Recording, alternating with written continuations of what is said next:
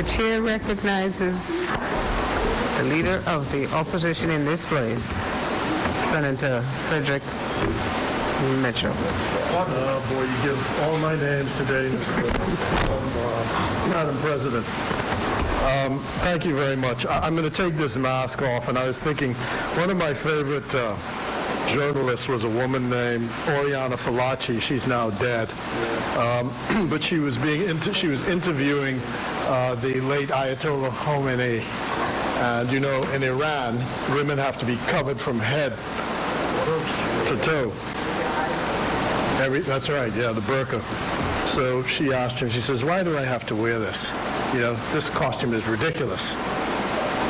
He says, well, you can take it off if you wish. She says, yeah, let me take this off. So she took it off and threw the thing down. So I'm being a bit more respectful. No, he did the interview. It was actually quite remarkable. One of the most remarkable instances. But interesting interview, Oriana Fallaci, that's a name. I want to move an amendment to this resolution. And the amendment is simply going to ask the government to agree to delete the words wherever they appear in the ultimate paragraph, the words 30th day of May 2020, and substitute them for the words 11th of May 2020. And this is in line, before I formally move it and ask for a seconder, this is in line with our thinking that Parliament needs to have the superintendence of this at more regular intervals. In the discussions we had below, we indicated that we felt that 30 days was simply too long, that the Parliament ought to exercise its right at more frequent intervals to review what the executive is doing. And so that is the reason for it. I think we are not arguing over methodology so much, although I'll come to some of the issues we have with execution of this. But our view is that we ought to give Parliament an opportunity to review this on a more frequent basis. So that will come.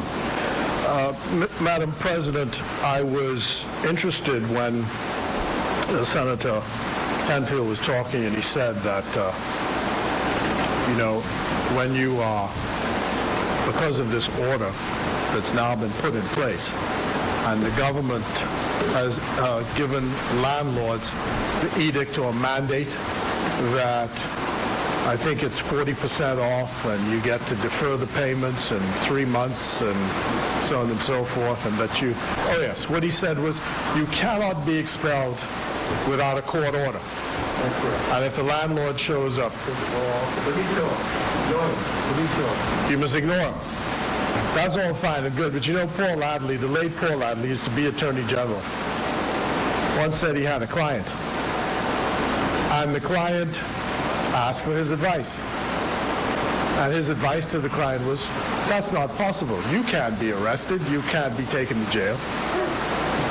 He said, but the client said to him, but lawyer, I am in jail. I'm calling you from jail. And Adley says, you know, no, you can't. I'm telling you, it's against the law. You can't be arrested. He says, but lawyer, I'm in jail. I'm in jail. I'm calling you from jail.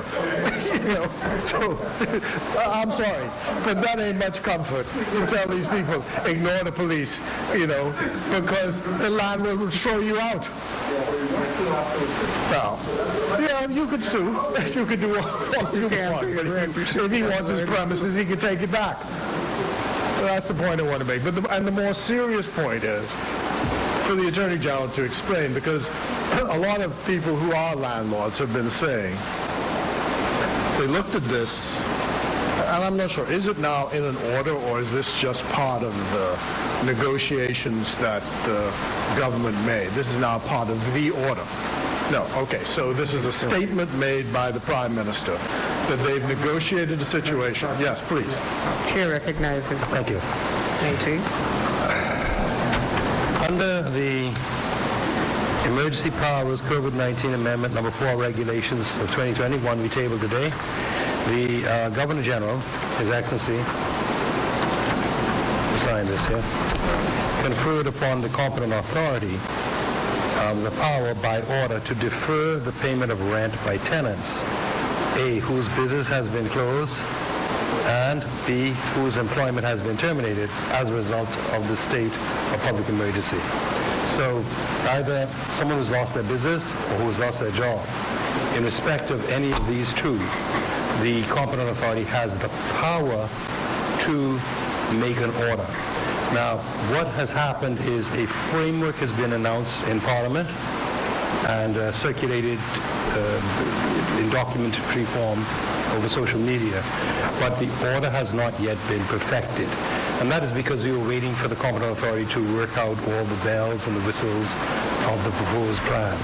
So sometime over the course of this week, an order will ultimately be settled to capture the specific mandates reflected in the program that was announced in the House of Assembly today.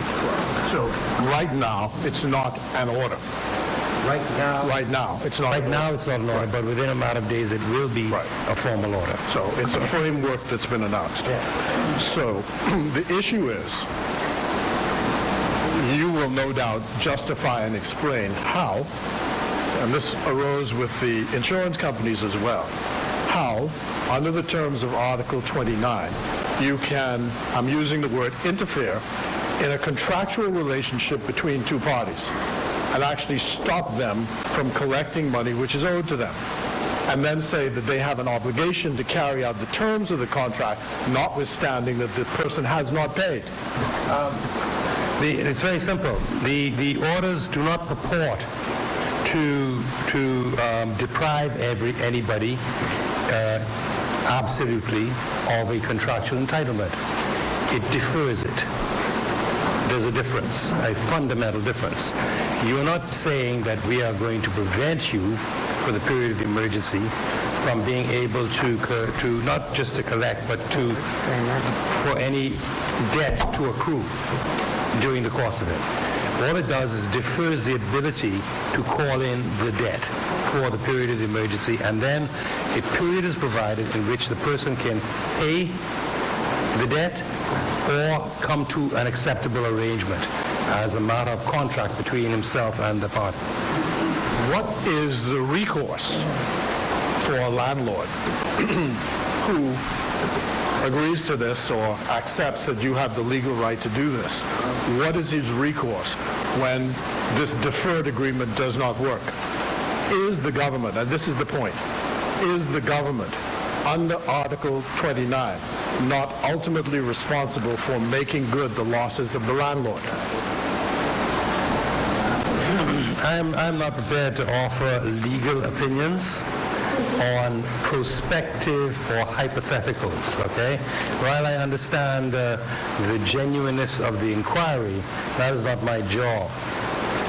I'm satisfied that the competent authority has the authority and the legal power under the emergency order to defer certain contractual obligations, not to strip anybody of a contractual right, but merely to defer the exercise of certain rights, having regard to the unfortunate position in which both landlords, tenants, insurance companies, people who are expected to pay insurance premiums while they don't have jobs, and the little salary that they have that would have paid the premium in part or most of it has to be devoted to something a little more fundamental, like eating and feeding your family. Yes, the authority has the power to defer.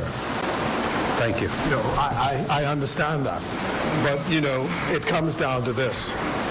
Our legal advisors say that ultimately the government under Article 29 is responsible for any loss to the landlord. Ultimately responsible. So the reason why I raise it is because there are obviously two ways you can tackle this.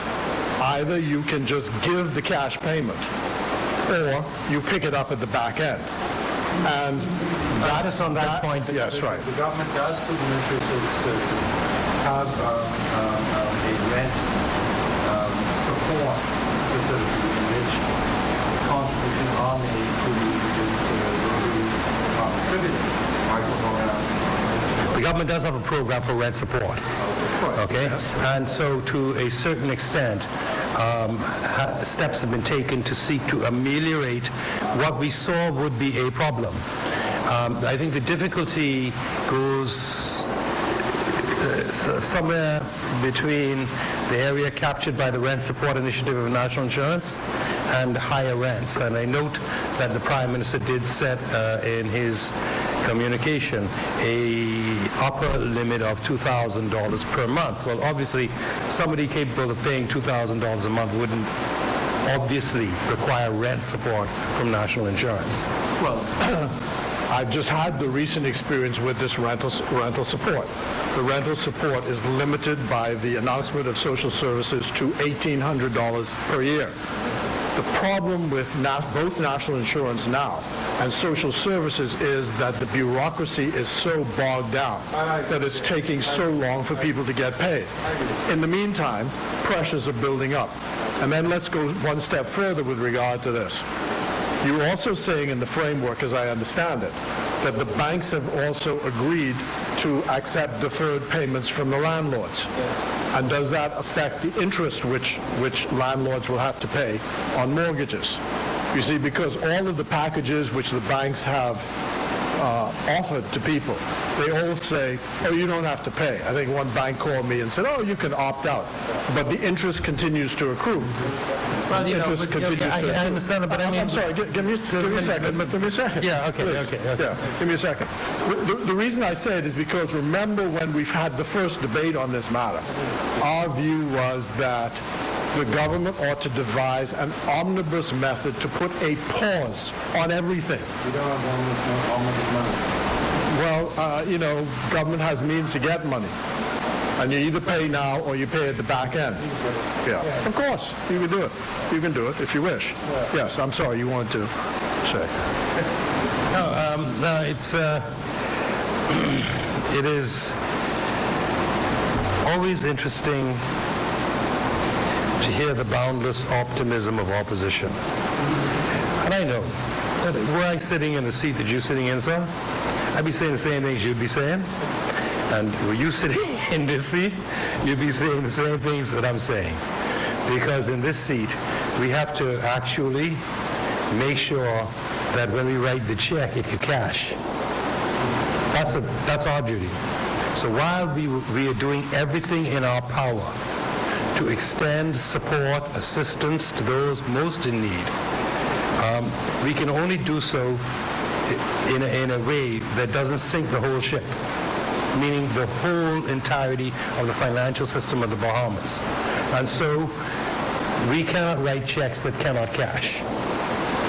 Okay? And we can only do so in a prudential manner.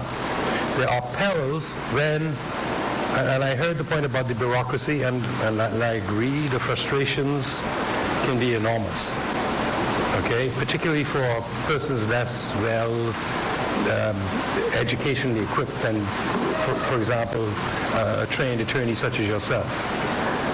You're dealing with humble people, ordinary people, suddenly confronted with a barrage of requests. I need this document, I need that document. These are, pulling up.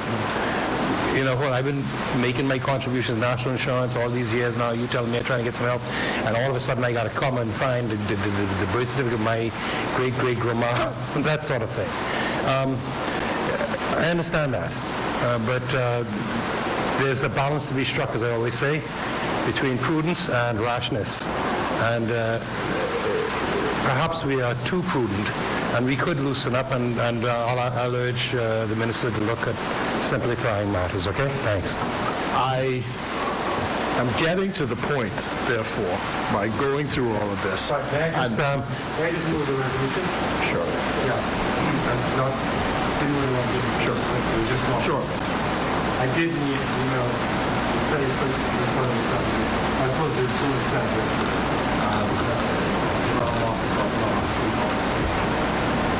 I now beg you to move the resolution that we visit the Senate continue on 7.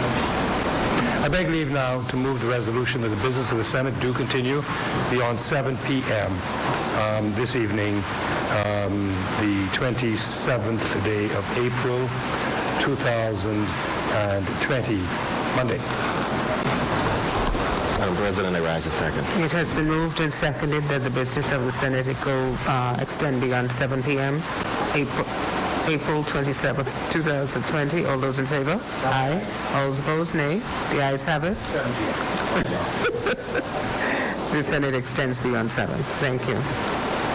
Senator Mitchell? Yes, as I was saying, the reason I was going through this is because what is happening over these last weeks. And I hear, and maybe this is coming to be a philosophical difference between us. We believe quite firmly that the Bahamas is a country for the consent of the governed. It is not a country of coercion. And much as we would like to drag people kicking and screaming behind medicine which is good for them, the public will only go with you so far. You've heard the expression, 50,000 Frenchmen can't be wrong. So if 50,000 Bahamians say, we are not following these orders, what are you going to do? Lock them all up? Where are you going to put them? Where? Which jail? Which space? To hold who? So you have to bring the population along with you. And I'm deploring, I'm using that word, or urging you to reconsider this thing of coming down on people's heads all the time about this or the next penalty. The public is looking at things like double standards. The stories that you see, and we raised this here before. You have someone who stepped out of his yard, 71 years of age, steps out of his yard. It happens to be a Saturday. He's arrested by the police because you're not supposed to be exercising outside your yard on a weekend. On the lockdown days. And he ends up getting a $400 fine. Are you kidding? And then, so when the authority, we've raised this many times, when we say in places like this, and I heard what the Attorney General said the last time, the magistrates, however, take a cue from the executive and the legislature about what they're doing. So now I've heard, I didn't see it come up here today, that there's some penalty now of $20,000 for something? I can say that. Yeah, you want me to? Well, no, let me finish the point, but the $20,000? So when you start sending out a sign of increased penalties, the magistrate says, aha, those opposition people are talking foolishness. Can I clear that? You know? I can clarify that. Yes, that is one of the orders that I intended to just read that part out in conclusion, but I can go to it now. It deals with the situation where somebody has been placed in actual quarantine because they've been informed that they are COVID positive. Sorry.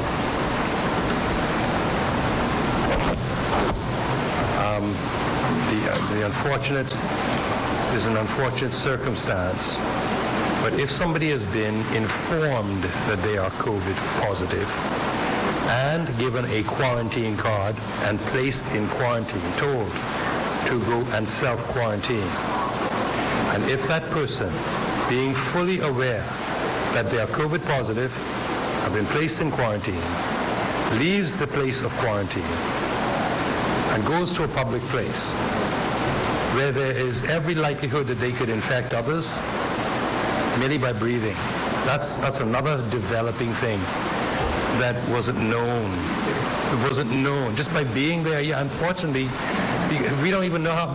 All I can tell you is this, as I said, the knowledge of this thing is a day-to-day thing. It moves that quickly. And when it started, no one believed that they thought you had to cough or sneeze. And then the Japanese did some spectral analysis and they realized that just breathing.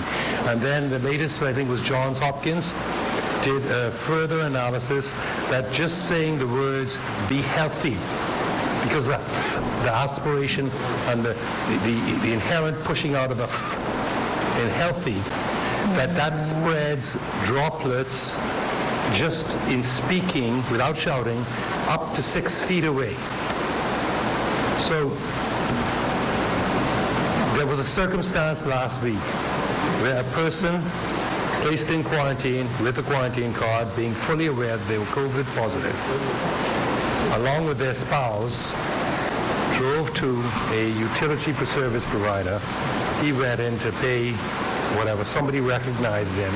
Somebody knew what the situation was, looked out, and there was the patient in the car. That is the story that I've heard. I've heard a slightly different variation, but I know that immediately thereafter, either the person who was in quarantine actually entered the building.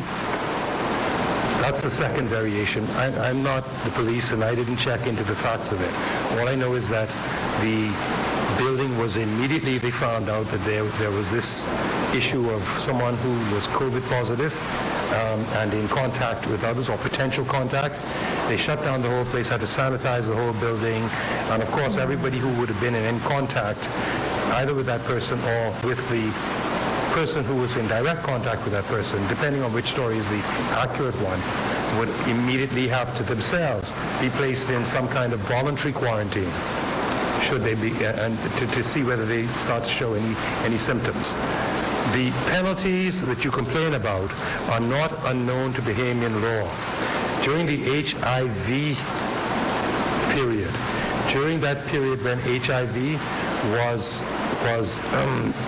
highly contagious based on conduct, but there was no known cure, and there still is no known cure, but there are therapeutic treatments that basically have made it a manageable chronic illness, rather like a diabetes, as opposed to what it was at the time.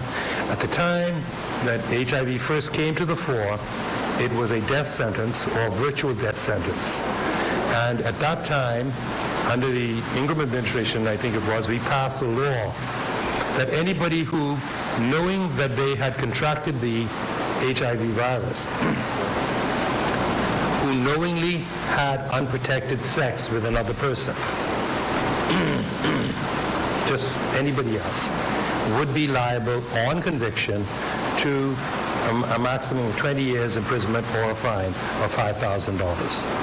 So we didn't invent a wheel here, nor did we reinvent one. We simply took the penalties in that section of the law that was passed at the beginning, at the height of the HIV crisis in the 80s and early 90s, and we brought that into, applied that to COVID. Right, okay.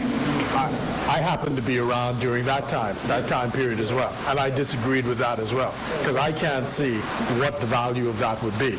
But the point I'm making is, once you, no, I'm saying in terms of what sentencing is supposed to do in terms of being a deterrent. It doesn't deter at all. Doesn't even think about it. And so what I'm saying now is, in this present situation, you're sending out a signal to the people who are in the courts that the way they've been dealing with these cases that have come to them before, and I mean, you've seen them every day piling up. This case, the next case, too. I wonder, some people were going out to, they said they were going out to Kentucky Fried Chicken or something. I don't know what the reason was. 4 people in a car. I'd like to make a point. I think that, may I suggest, that that's a different point than to making a point about the sentencing under the existing penalty system is a different thing from criticizing something that is meant to be a specific deterrent to specific misconduct. Now, if you want to look at the generality of it, I could agree across the table with you that perhaps it might be helpful if the Chief Justice were to give some guidelines, because some of the matters do appear to be very minor infringements, and yet there seems to be a standard of 400 to 600. So I'm saying, in this atmosphere, let me stick to my point. I'm saying, in this atmosphere, the magistrates, the courts look to the legislature and the executive to see what is the policy behind this. Yeah, they do. They do. And so when you then toughen things, they say, aha, That sends out a signal that we are being correct. And I'm saying as one legislator, let me leave you out of it, as one legislator, I'm saying that I believe that this is disproportionate. The penalty is disproportionately being applied to people who have no resources to pay. And the irony is, if they are COVID-19 positive, where are they going to end up? In the prison? That's where you're going to put them because they can't pay? And then what? A facility where there are already complaints that that is an issue? So it just seems like we're cutting off, yeah, maybe cutting off our nose to spite our face. Yeah, but I'm arguing that your deterrent is actually public education. That's your deterrent. No, I'm not. No, I would never go in that direction. I'm arguing that your deterrent is public education, and I don't think you've given that a chance. I don't think you've given that a chance. And I also think that it is unfair to put the police in a position where they are the ones at the front line who are applying pressure all the time on people before something unfortunate happens. I mean, I looked at these long lines tailing back on the streets the other day. And what are they doing? They're checking to see, do you have some government ID on you? What is that about? Well, why is that? If you've got a I understand again, but you know what they said about the law. You know what they said about the law, which I won't repeat now. You know, I won't repeat. You know, so the point is, all of this comes to the reason why we're saying it's necessary, because none of this would have come out had we not been in this Parliament today and you fulsomely explaining what the government's rationale is behind this. So the public position is elucidated because Parliament meets and Parliament causes the executive to account. And so that is why we are moving the direction here. Now, I want to say, I talked about double standards, and you know, today is Black Tuesday. And no, but the Black Tuesday has nothing to do with white or black. Black Tuesday, I think, was coined, I believe, the former the senator's father, as a Progressive Liberal Party writer, was the person responsible for coining the phrase Black Tuesday on the day it happened 55 years ago. No, not me. I was a little boy, so I watched it, you know, from the newspapers. But I'm talking about your brother-in-law's father, right, who was responsible. Oh, your father-in-law. Okay, yeah, right. Okay, yeah, I forgot. All in the family. Well, you know. Well, I mean, I don't know. No, I don't know why you would want to correct me. You know, in the Bahamas they say my mother, sister, auntie, child, and you know exactly what they mean, right? Okay, so don't trouble me about that. But you know, this question of double standards. You know, now leader of the opposition, Madam President, just got thrown out of the House because he, I don't know, infraction of the rules or whatever. We just saw it on television. There's a value in knowing history. And there's a man named Sir Clifford Darling, who was the Speaker of the House. And I watched how every time the opposition pressed him and pressed him and pressed him, and sometimes there was real disorder in the House, he was meticulous in avoiding ever throwing anyone out of the House of Assembly. You know why? Because the Progressive Liberal Party came up through a system where their members were thrown out of the House for so-called these rules, you know, the rules. So he went out of his way to ensure that on his watch that never became a part of his history.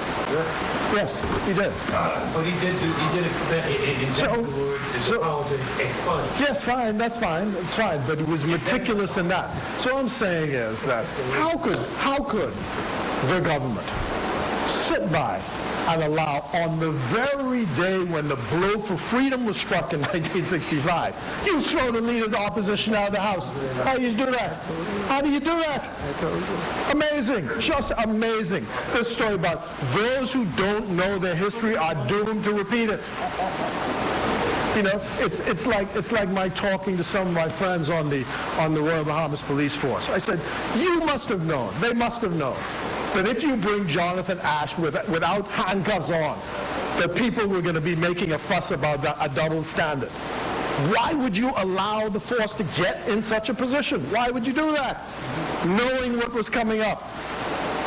You know, and then on the same day, you have some fellas, 4 of them who are playing, according to the press, I understand there's a backstory, but according to the press, 4 fellas playing dominoes come in shackles because they violated the curfew. I mean, can you believe this? Why would the government want to get itself in this? That's why I'm talking about this view of sentencing and the way people are being treated. And the problem is there is pressure building up on this. And I'm saying to the government, you have to bring the public along with you. I know it's for their good and so on and so you can preach till thy kingdom come. The people have to be with you. If they're not with you, it's not going to succeed. You got to bring them along. And if you apply too much pressure, there's going to be pushback. I beg you, as the Jamaicans say, I beg you, listen. You know, life in a bubble is sweet. You know, life in a bubble is sweet, but you must listen. You must listen on this. You cannot push the population too far. And the government is in danger of moving into a credibility deficit on this because it's invisible. And because people can't see, you know, so all the more. I described it to someone when I was on a radio program this morning. I described it to someone like when your ma used to look at you and say, don't let me have to come over there. She didn't have to whack you. She just had to say, you know, just look. Right. Exactly. So this is how we have to deal with our people. You know, not everybody gets this. Not everybody gets this. Plus, I was talking to one of my friends who has some homes in the pond, and he was telling me in these 2 homes, you have 10 people living in each home. 2 bedrooms, 2 bedrooms, 10 people. So the place is cheek and jowl, packed. So where are they going to go? What social distancing are they going to practice? Which yard are they going to stay in to exercise? The senator here said she's happy to get the heck out of her house and come here. So you can imagine, and I know she probably live in a big house.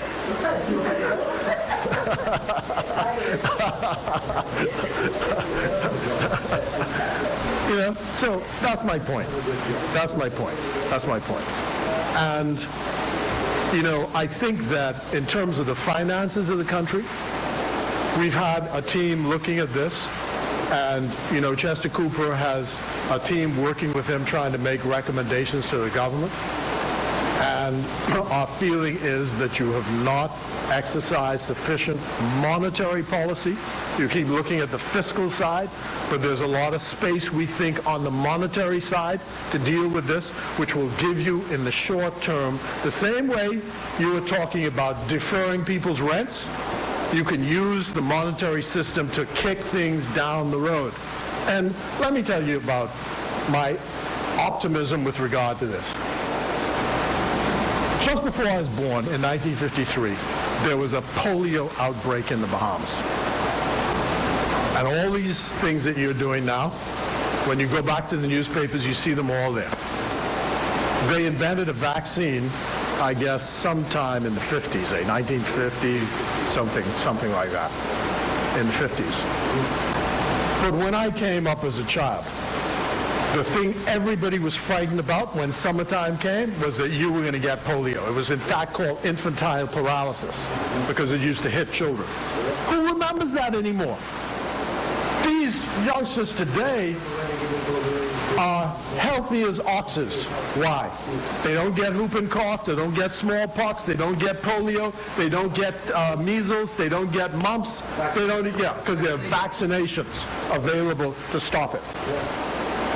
They probably don't even know the history of it, to the point where measles came much later, right? Measles came much later. But the fact is they have whooping cough is gone. Lockjaw is gone. There's no tetanus. All of that has come since I was a child. So we have a healthier population. But who remembers it? Who remembers it? They say one of the things, the flu epidemic in the First World War that killed 50 million people around the world, 500,000 of them in the U.S. And the cultural memory, the collective memory, no one remembers it. So my view is that in 3 years' time, chances are no one remembers this. The fact is, though, we have to keep our rational minds during this and not throw the baby out with the bathwater. As one reporter put it in South Africa, there's a fight between life and livelihood. Life and livelihood. But to tell someone who has no food and no money that they must wait because some invisible agent is going to attack them 14 days down the road, that does not add up to them. And that we have to understand. So that's why we're offering the particular amendment that we are. I too want to join with my colleague and all colleagues on both sides to say thank you to all of the service workers, EMS, they keep saying that they're left out, the prison officers, defense, police, the nurses, the doctors, all doing a great job. And we appreciate the service that you are performing. And anything we can do to support the work that they do so that we continue to have a healthy population, Progressive Liberal Party will support that. And with that, I will move that amendment, if I can have a second. Yeah, I'll just wrap up and then